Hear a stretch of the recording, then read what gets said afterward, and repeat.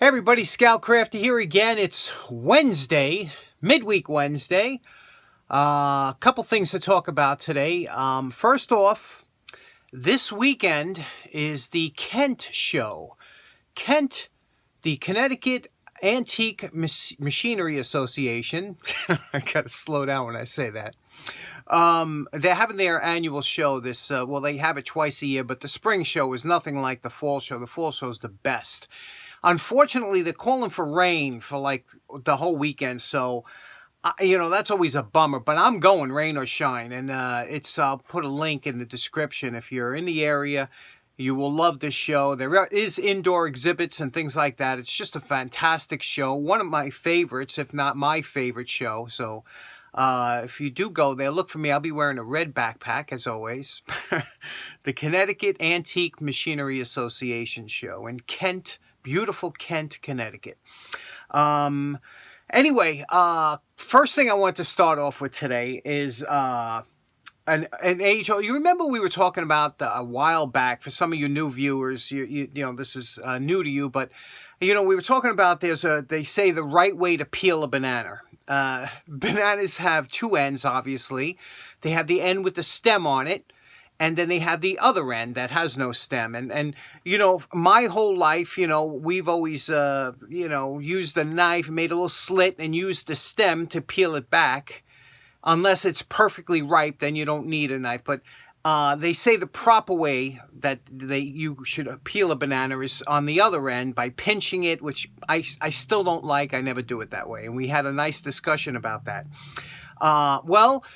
Today's discussion will be something a little bit different because I really trust your opinion and I value your opinion. So I'd like to know what you think about how you store and display your toilet paper. And I'll show you what I mean. Okay, so here's the debate here. The debate for me, the question is whether you mount your toilet paper from where the paper comes from behind or the opposite way where it comes from the front. Now, I will have to say that it all depends. A lot of it has to depend, I'm sure, on your type of toilet paper dispenser you have, whether you have one that's built into the wall or something like that, that can make up a big portion of your decision.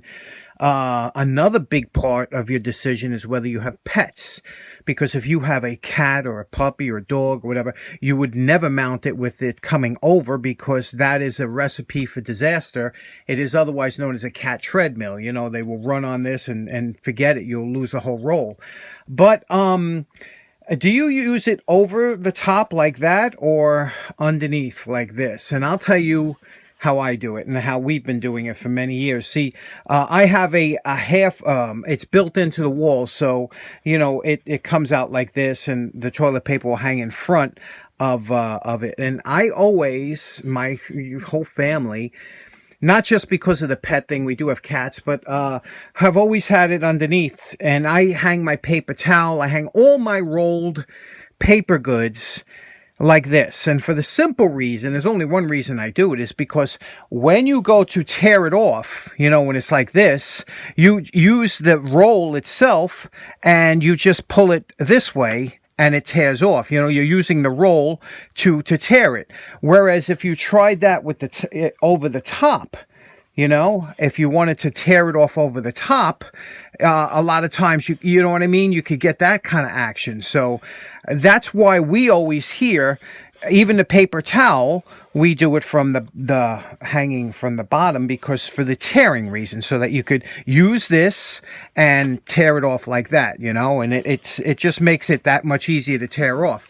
So I was wondering how you do it and what your reason is for it, because this has been an age-long debate. Now, the funny thing is that as of late, and this is not just a debate with me, this is the only way I'll do it. I don't care what anybody says, just like peeling a banana. I will not pinch the end of a banana and peel it like that. It's not in my DNA. I couldn't do it. It just seems wrong. Just like hanging it the other way would seem wrong. But it's funny how people say, well, the patent, the man who, 1891, the patent shows it coming over. And, you know, I would say, well, he obviously just invented the thing, so there was no different how the toilet paper was hung. You know, and for me, if you have to use two hands to rip toilet, if you have to touch the roll to hold it and tear it, that defeats the whole purpose. You should be able to do it one hand. And even if you know, if you do it that way, then it's a little bit hard to you know, to get the, I don't know, for me, it just, it makes it harder to do, you know, because a lot of times you'll get that action where it'll spin the roll. Tell me what you think. Let me know how you do it, because they say 70% of people do it over like this. So I'm in the 30% rule where I do it under like that. So let me know, just put if you're in the 70% or the 30%, just leave those two numbers in the comments and I'll know where you're at. Okay, for today's project, I was looking through I want to do this for some time, and it's just something I want to have a little fun with, because this is a Chinese Asian knockoff of a beautiful Bridgeport design of one of their tomahawk hammers that they called it. And this is very crude copy, but I said, you know what, maybe, and I don't want to spend a lot of time on this because it's, you know, it's, again, you don't want to spend too long on a $3 axe, but you know, you pick this up. These are very cheap at a flea market, and you could see here, can you see it says Swordfish brand, or how we like to say Swordfish brand, made in China. There's a little swordfish. And you can see the condition. It's very crude and very rudimentary, you know, but it's a decent steel. For what this is, it's a universal kind of, you know, I don't know what you would use it for. They used to use these as crate tools, but I mean today, I don't know. And here's the funny thing, when you look here, look at the space between the handles. You see that? Look at this space. You can see light through the handles almost all the way through. You know, it's not, but I said this is a good practice act. I'm always practicing because you can always get better. So let's see if we can't take this and turn it into something that, you know, you wouldn't be so embarrassed to use, because like I said, they can come in handy for something you want to beat on, if you want to, you know, I don't know, somebody parks in your driveway or something. Okay, so let's first thing we're going to have to do is we'll take the scales off, and let's have some fun. What I did was I started with a center drill, and then I drilled out. I like to drill out my rivets, you know, but look at here, when I drilled it through, look at what you have here. These are aluminum rivets, but it seems like they were poured in. I've never seen anything like that, have you? And that is the most unusual thing. So we'll cut this, you know, look how crude this is. We'll cut this off and then pry the other side off. I only drill out one side, and then we'll, you know, make sure this is flat, and then punch it with a punch, and this other scale will come. Okay, right. We took the scales off here. You can see scales are off. And again, this is a problem. Anytime you're going to put wooden scales on, you always seal the back here. Shellac, varnish, polyurethane, anything, paint. Just seal the back, because that's where you're going to have your expansion contraction. This is all sealed with some kind of shellac or varnish or something. This is not. So this is where you're going to get the and that's why your handles always get loose. So here we have two primitive scales. And when I say primitive, you know, this one's got a knot in it. You could see, you know, that's a sign of primitive scales. And you could see here, it's kind of the rough forging. Well, now, you'd be crazy to try and take this down flat so that your scales fit flat. What we're going to use is what they used to use in called bedding. They use it in rifle making and stuff. And what you do is all you do is you basically take some PC7 or JB Weld, and you put a thin layer on here, and then when you press the scale on, that'll take up any imperfections between the scale and here, and that's called bedding. And we'll do that, but we'll clean it up now with the wire brush, see what it looks like. Here's our post-wire brush evaluation. You could see here now, you could see the swordfish. I love that. Okay, and again, I'm going to paint all this black. Okay, so I'm leaving that. You know, I just went over it to get any loose scale off. Here we're going to make shiny, you know, leave this shiny, and then Over here, we took that off so it'll adhere. We'll clean it with alcohol and everything. That's all clean. And then this we'll do with the, again, we'll clean up that back. You know how I like to do the backs. Look at that. That looks pretty primitive, right? But it's coming good.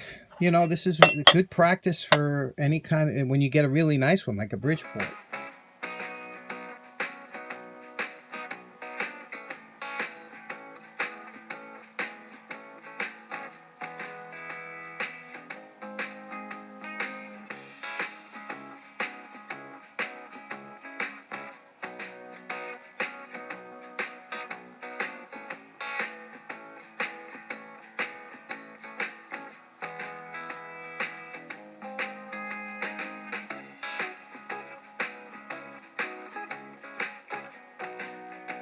Now, to secure the scales to this utility tool, what we're going to do is we got these from Bruce Groton. Remember when we bought these?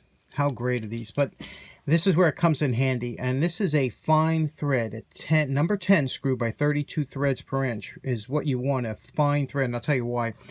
We're going to make 2 coupler nuts, more or less. And what we're going to do is we're going to take this aluminum, we're going to drill it out, tap it to 1032, and then cut a small piece. And then we're going to slip that in here. And this is what's going to secure, you know, we'll drill this out a little wider. And these brass screws will secure it to here. But like I said, we're going to have a epoxy bedding. So we really won't have to worry. But we want it to look nice. So that's why we're doing that. So we're going to put this on a lathe. We're going to drill and tap it for 1032, then cut 2 small sections and put them in there. Now, we drilled out the handle. We enlarged these holes to 1/4 inch. We have some 1/4 inch aluminum rod. You can see it passes through there.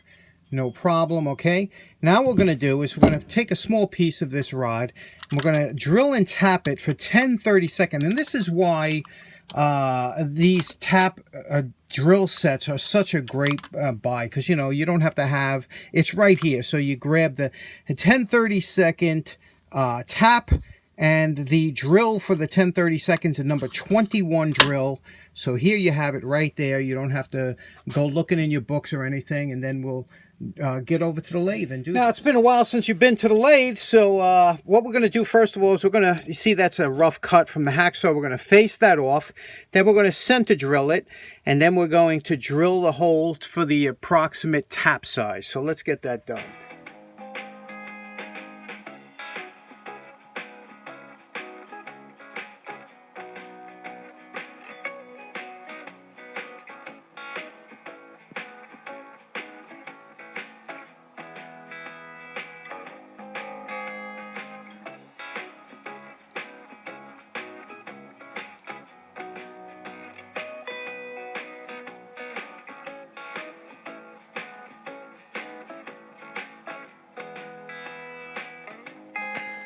Now you know my favorite part. Remember what this hatchet looked like before we started. And we're calling this project not even close to being done. I apologize. This is going to have to be my first 2-part video. I never do 2-part videos because, you know, I know I like to see the beginning and end of a project, but it's just too much stuff to do in a little amount of time I have.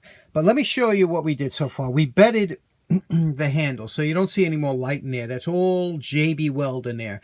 And that's my problem. It takes 15 hours before this sets up. I mean, really dries. Because now what we're going to do is, you see this whole side here? We're going to grind that nice, make it nice. Same thing here.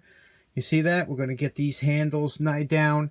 We put the brass screws in with those little couplers, and then we're going to take this down. So, you know, because the handle is too bulky, we want a little bit thinner.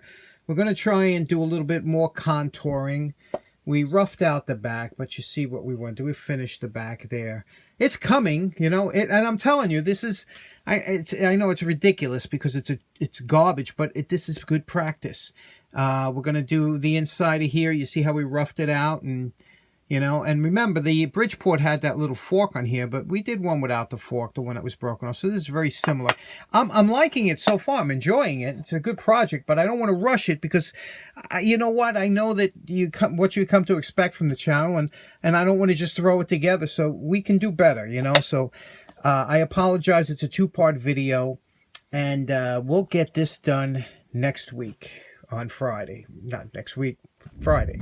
So in closing, like I say, I apologize about this being a two-parter, but Friday, hopefully we'll have something decent to look at. And also, let me know, are you the 70% group or the 30% group? Just leave that number in the comments. Thanks so much for tuning in. Have a great day. Take care now. Bye-bye.